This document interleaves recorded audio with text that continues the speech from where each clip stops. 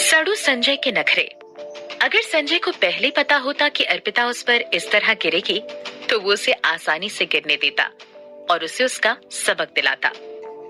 अगर बात अनन्या के अच्छी देखभाल करने की ना होती, तो वो कब का अर्पिता को उसके घर से बाहर निकाल फेंकता। संजय को अर्पिता से चिढ़ होने लगी थी। संजय ने खुद को संभाला। जब जब उसके मन में अर्पिता से हुई उस किस का ख्याल आता, वो अपनी टाई को ठीक करने लगता। उसे उसकी सांसें बेचैन होती सुनाई दे रही थी। ये 2 बार हो चुका था। उसके साथ ये पहले कभी नहीं हुआ था, और अब जब हुआ तो वो भी 2 बार, वो भी सेम औरत के साथ। बॉस, वो कार जिसका एक्सीडेंट हुआ, जिसमें लिटिल प्रिंसेस थी, वो लिटिल प्रिंसेस के लिए नहीं बल्कि आपको पिक करने आ रही थी। हमें लगता है कि दुश्मन का टारगेट लिटिल प्रिंसेस नहीं बल्कि आप थे। असिस्टेंट ने संजय को पिछली बातें याद दिलाते हुए बताया और उसका जवाब सुनने के लिए इंतजार करने लगा। मित्तल परिवार दिल्ली शहर के सबसे अमीर परिवारों में से एक था। उसकी शान और शौकत किसी से छुपी नहीं थी। हालांकि ये परिवार इतनी भी अच्छी तरीके से अपनी जिंदगी नहीं बिता रही थी जैसे कि बाकी लोगों को लगता था। ये इसलिए कि संजय मित्तल परिवार का इकलौता चिराग था। साक्षी के कंपैरिजन में अर्पिता की कोई भी इंफॉर्मेशन उन्हें मिल नहीं पा रही थी।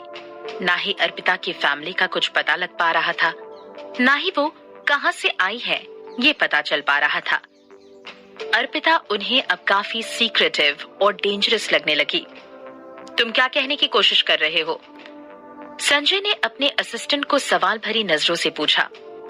संजय के चेहरे पर अभी कुछ देर पहले हुए उस किस के कुछ भी ख्याल नहीं दिखाई पड़ रहे थे, बल्कि अब वहां अर्पिता के बारे में सोचकर बेचैन हुए जा रहा था।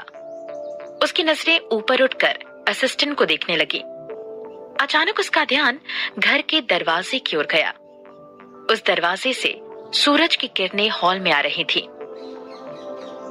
एक के बाद एक काफी सूरज की किरण काफी सुकून दे रही थी। हॉल में अर्पिता अनन्या को गोद में लिए उसकी ड्रेसिंग चेंज करने के बाद उसके साथ खेल रही थी। वो मासूम नजर, दिल चुरा लेने वाली वो क्यूट स्माइल अर्पिता के चेहरे को और भी हसीन बना देती थी, जिस वजह से और भी खूबसूरत लगने लगती। हालांकि अर्पिता संजय से काफी दूर थी। वो क्या कह रही थी संजय सुन नहीं पा रहा था। संजय सिर्फ अब अनन्या को देख रहा था, जो कि खुशी से अपने हंसते हुए चेहरे के साथ अर्पिता के चारों ओर खेल रही थी। अनन्या अर्पिता के साथ काफी खुश दिखाई दे रही थी। अगले ही पल अनन्या ने अपना चेहरा अर्पिता के करीब लाया और उसे गाल पर किस कर दिया। संजय ये सब दूर से देख रहा था। उसे ये सब देखकर काफी शौक लगा। उसे अनन्या का अर्पिता के लिए ये लगाव बड़ा अजीब लगने लगा था। उसने कभी भी अनन्या को उसके अलावा किसी और को इतना प्यार करते हुए नहीं देखा था। वो जरूर अर्पिता को काफी पसंद करती थी। असिस्टेंट, जो कि घर के पिछले हिस्से में था, वो ये सब नहीं देख पाया।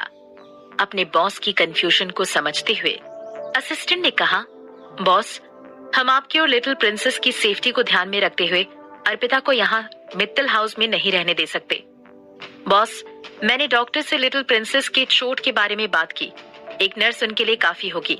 हमें अर्पिता को अब इस घर में नहीं रहने देना चाहिए। क्या पता अर्पिता दुश्मन के हाथों भेजी हुई कोई जासूस हो। संजय अपनी बॉडी तानकर दूर से अर्पिता को देखते हुए कुछ सोचने लगा। असिस्टेंट की बात सुनकर उसे अर्पिता के बारे में अजीब ख्याल आने लगे और वो उन दोनों को हॉल में देखते हुए वहां से चले गए।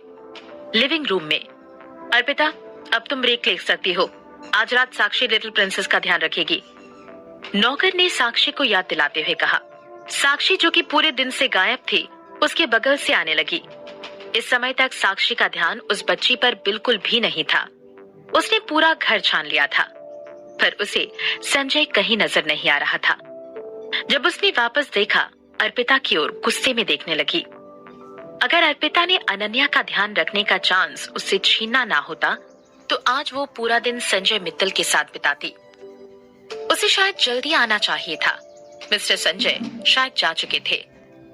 अनन्या, जो कि अभी तक अर्पिता को प्यार से गले लगाए हुए थी और अर्पिता से दूर जाने का नाम ही नहीं ले रही थी, ये देखकर साक्षी को चिढ़ होने लगी।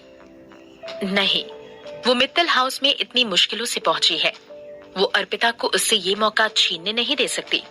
सुनिए, क्या मैं एक रिक्वेस्ट कर सकती हूँ?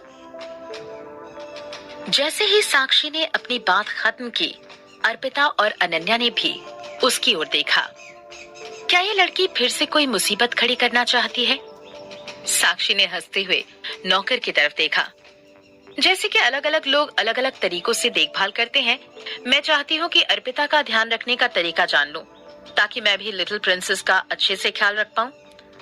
अर्पिता की आंखें हैरत से चौंक गईं। ये खुशी की बात थी कि अन्या की सर्जरी सक्सेसफुल हुई थी और उसकी चोटें धीरे धीरे ठीक हो रही थी। खैर थी तो वो बच्ची, उसका ध्यान रखने के लिए कोई ना कोई आसपास चाहिए था। ये सब होने के बावजूद अर्पिता साक्षी को अनन्या के बारे में कुछ बातें बताना चाहती थी। जरूर, तुम दोनों एक दूसरे के साथ डिस्कस कर लो, तब तक मैं अनन्या को अंदर लेकर जाता हूँ। नौकर ने अनन्या को गोद में उठाया, उसे अपने दूसरे रूम में ले गया। जैसे ही उसने नौकर को जाते हुए देखा, साक्षी की आंखें चमक उठी और वो मुड़कर अनन्या के बेडरूम की ओर जाने लगी। भले ही वो अनन्या के कमरे में दूसरी बार आ रही थी, पर फिर भी उसकी नजरें कमरे से हट नहीं पा रही थी। ये था अमीरों के रहने का लाइफस्टाइल। वो बस एक छोटी सी बच्ची थी, पर वो प्रिंसेस वाली लाइफ जी रही थी। तो हम कहां से शुरू करें? अर्पिता उसके पीछे से आई और उससे पूछने लगी। साक्षी ने आखिरकार अपने जलन भरे चेहरे को स्माइल के साथ छुपाया और अर्पिता की ओर देखने लगी। बड़ी ही रूड होकर उसने अर्पिता को कहा, वो मेडिकल किट से शुरुआत करते हैं। मैंने अनन्या की ड्रेसिंग शाम 6 बजे ही चेंज कर दी थी, तो तुम बस अब उसे रात को सोने से पहले चेंज कर देना। अर्पिता ने मेडिकल किट खोलते हुए बड़े ही ध्यान से साक्षी को समझाने लगी। इससे पहले कि वो अपनी बात पूरी कर पाती, साक्षी ने उसे बीच में ही टोक दिया। यहाँ पर सिर्फ हम दोनों मौजूद हैं, क्या तुम अभी भी ये नाटक करना चाहती हो? अर्पिता ये सुनकर हैरान रह गई। आखिर साक्षी का क्या मतलब था? क्या वो तब से नाटक कर रही थी? अर्पिता, आखिरकार तुम करना क्या चाहती हो मित्तल हाउस को छोड़ने से पहले? साक्षी ने बड़े गुस्सैल अंदाज में अर्पिता के पास जाकर ये सवाल पूछा। अर्पिता को समझ आया कि वो काम करने का तरीका जान लूं सिर्फ एक बहाना था। साक्षी अनन्या के बारे में परेशान नहीं थी, बल्कि ये तो सिर्फ उसका कौन बेस्ट है ये सवाल का जवाब देने का एक जरिया था। अर्पिता जैसे ही ये सुनकर मेडिकल किट बंद कर वहां से जाने लगी, तभी साक्षी ने उसे रोक लिया। अर्पिता, तुम आज ही ये जॉब छोड़ दो, अगर तुम मेरे सवालों का जवाब नहीं देना चाहती।